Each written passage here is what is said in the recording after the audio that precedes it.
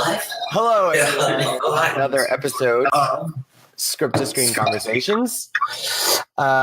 This is the third official episode, and with me today are two people, actually. This is the first time I have two guests, both filmmaker Nick Westfall and actor Jesse C. Boyd, sorry. So the conversation is going to be around 20 minutes. We're going to discuss Nick Westfall's latest flick, 8 Slices.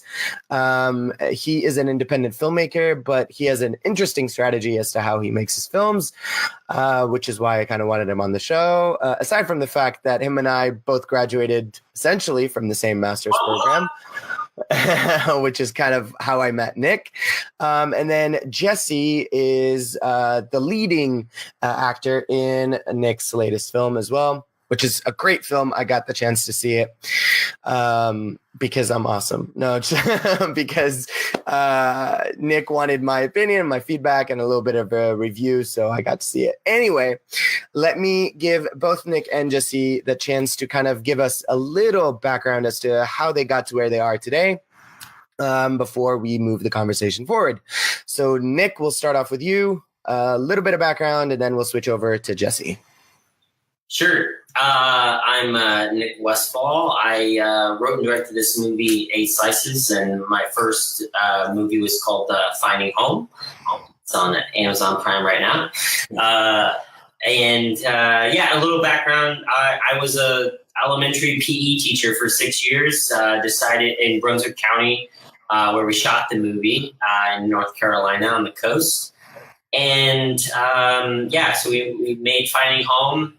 That's how I got my agent, and from there, we made this little pizza movie called 8 Slices. It's way more than a pizza movie, trust me. Jesse, how about you? Hi, I'm Jesse C. Boyd, and I'm in Nick's awesome movie. I'm actually originally from North Carolina, which is where the movie is shot. So that was really great to come back to the roots of where I started everything. But yeah, I grew up doing theater, small little town called Willow Springs, North Carolina, and just kind of been traveling up the ladder as far as I can after that, doing movies, TV, and yeah, that's me. Yeah. I checked out your IMDb page. You've had a lot of different roles. You were even in Netflix's Mindhunter, which was a great freaking series. I mean, hey, there are no small roles in this industry. Everything has its purpose and its place. So Nick, okay. So again, 8 Slices is your second feature, but you have an interesting strategy as to how you go about making these films. So why don't we kind of talk about that, because that's always fascinated me. Because you've done it twice, and the 2 times has been very successful. So. Why don't we go ahead and talk about that for a little bit? Sure. Well, first off, we should both give credit to Full Sail University for that is a shout out to Full Sail. The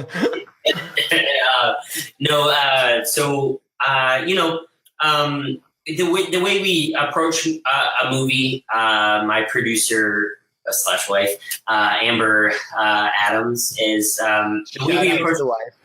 That's right. We find a story that we can tell, and we figure out the budget that we need to be able to do that.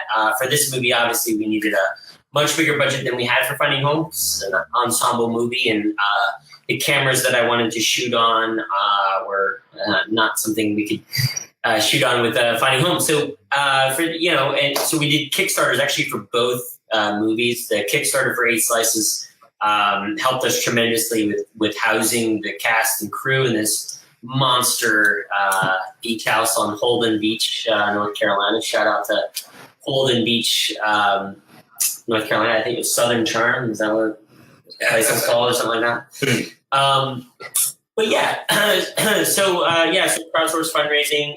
We did have an investor that eventually came on board, and yeah. So that's how we came with the movie. I mean, the first thing was always, what story do we want to tell? And for this one, I knew that I wanted to make a movie that, or I should preface this with, every time I see a movie with one of my literary heroes like Kerouac or Wittgenstein or Schopenhauer, and especially Nietzsche, I wanted to make sure, or I wanted to make a movie that was like that. Every time I've seen a movie with those names mentioned or their works mentioned, I was telling Jesse earlier, it tickles the little nerve endings that I have.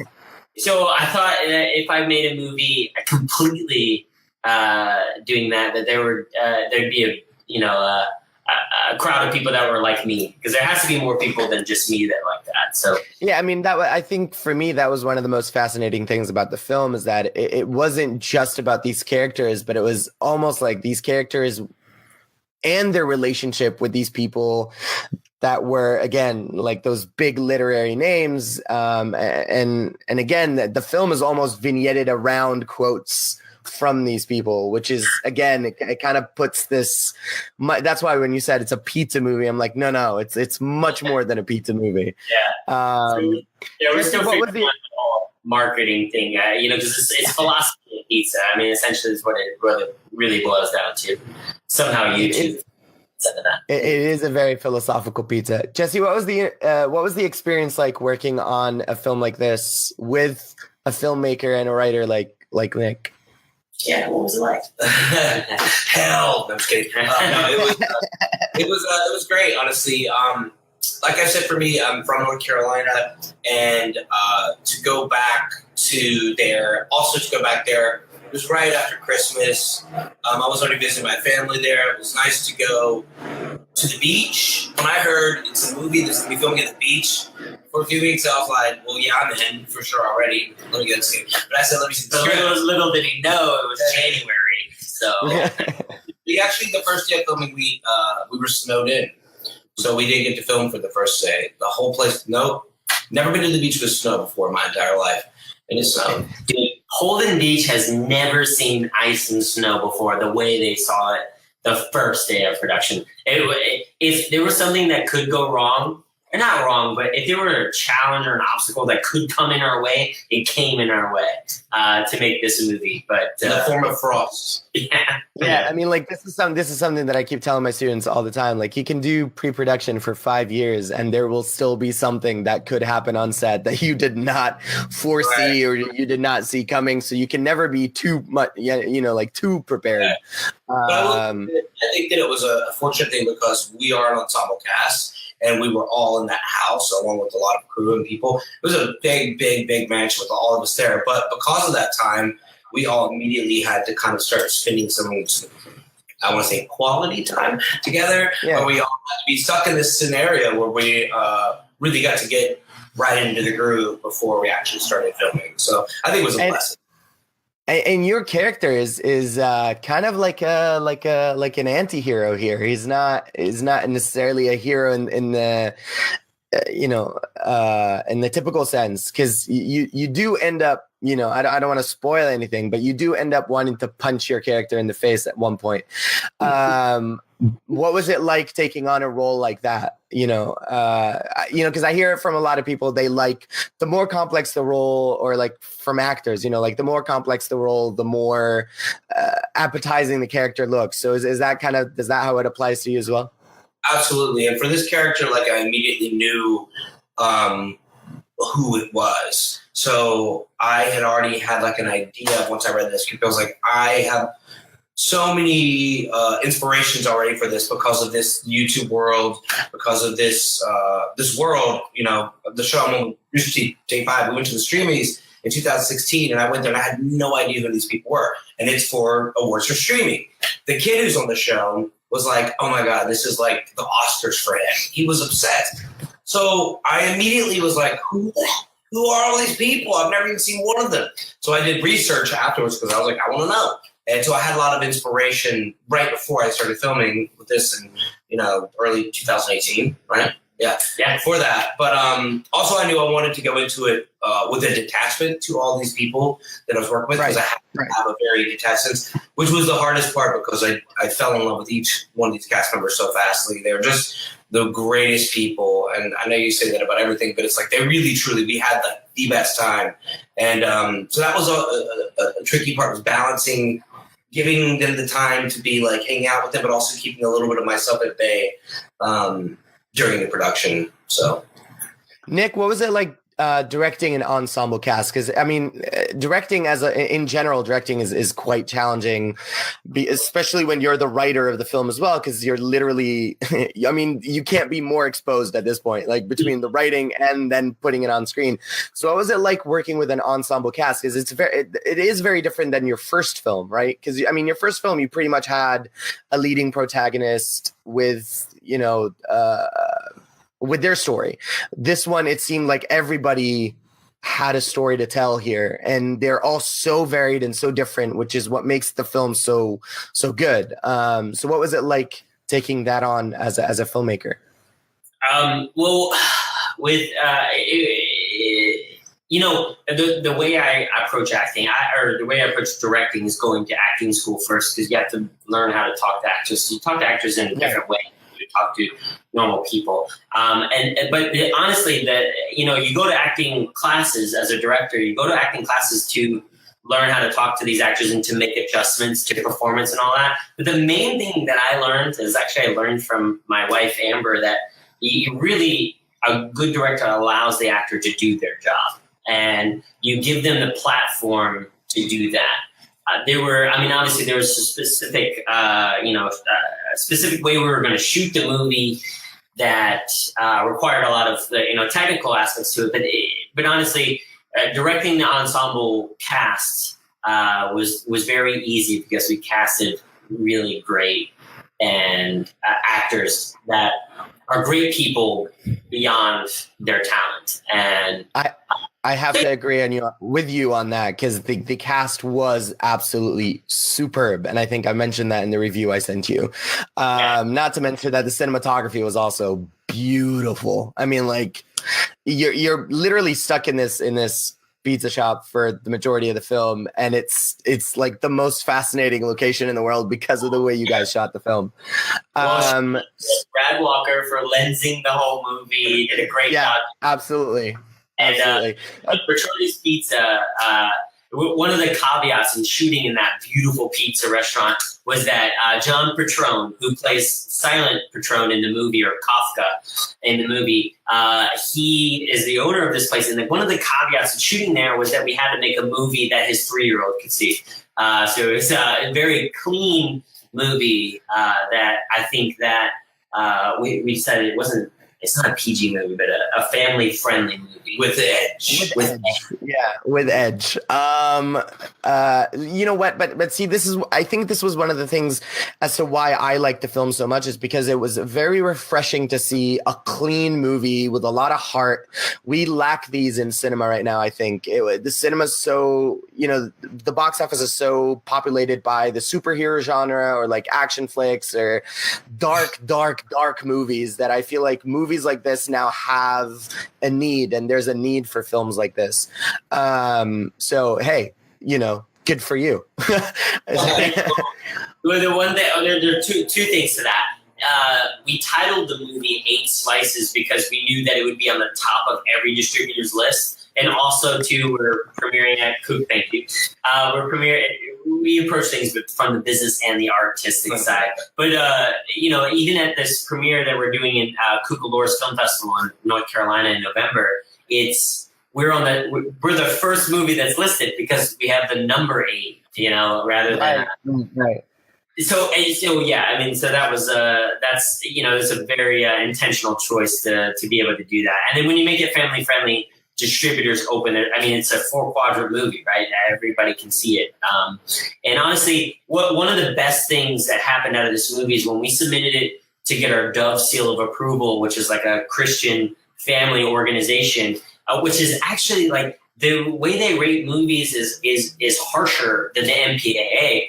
And the fact that we got the Dove seal of approval was an accomplishment for us. But we have the CEO, Sammy Salmons, I think is her name. I'm probably butchering her name. But she called me and it told me she was crying at the end and how this movie needed to be shown to the younger audiences and to show that there is more to life than stardom and fame and all that empty popularity stuff. One of the strongest scenes, without spoiling it, but for me, one of the strongest scenes in the movie is when a particular character looks around the restaurant and sees a particular thing happening across the entirety of the clientele that is in the restaurant. I don't want to spoil it, but I got chills watching that scene. I was like, "Oh, Nick, well done."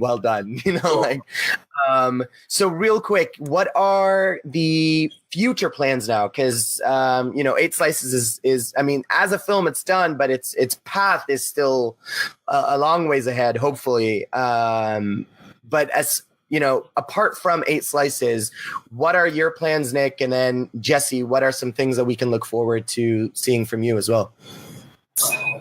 Yeah, well, for 8 Slices, we do have a theatrical distribution deal, which is fantastic. Thank you. It's something you dream of. To be able to open in that many theaters is fantastic. And so right now we're in the process of promoting it in the small town markets that we're in, obviously in LA and New York as well. But yeah, so we're in the business of promotion right now. So our festival run is actually like a celebration run, which is fantastic. And yeah, so that's where we're at. Your turn. For me, you said outside of 8 Slices? Yeah, outside of 8 Slices, yeah. You can't talk about anything other than 8 Slices. Obligated to not speak of anything besides 8 Slices. No. I'm changing the chair. I don't know if you can see it. I'm really excited. Actually, I have Nancy Drew and the Hidden Staircase is coming out next year in theaters here in the U.S., which I'm super excited about.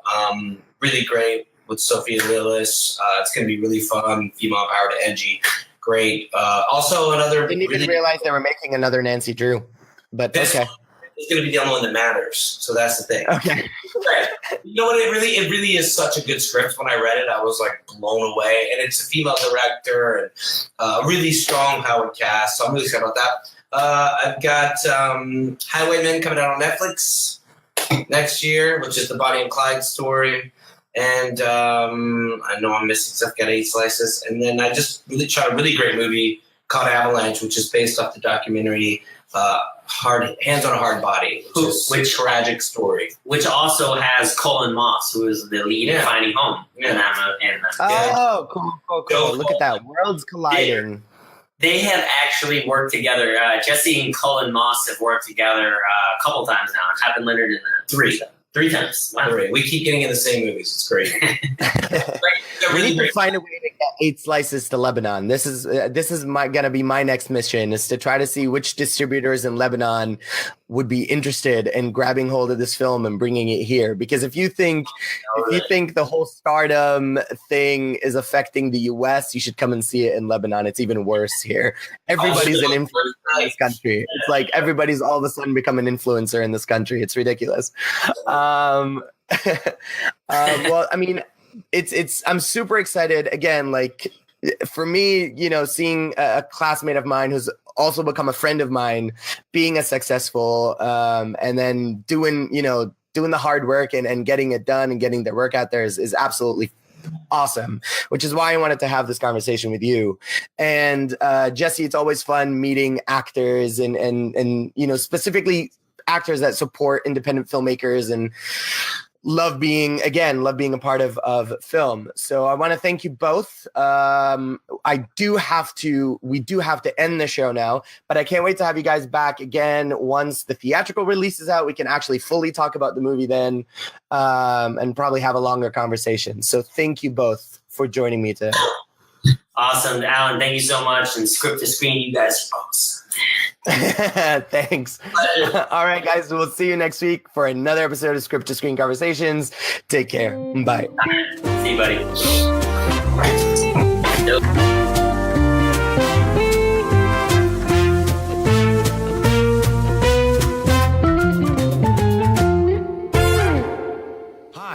Alan. And I am Het Solo. And together we can rule the galaxy. That might take too much time. Let's talk about films and TV instead. That makes sense. Join us at 3 p.m. every Friday for Script2Screen Spotlight and Saturday for the Script2Screen News Hour. We'll be discussing all the latest news from the film and TV industry. And we'll also enchant you with some of the greatest songs and soundtracks out there. Script2Screen, only on Radio Lebanon 96.2 FM, made to be heard.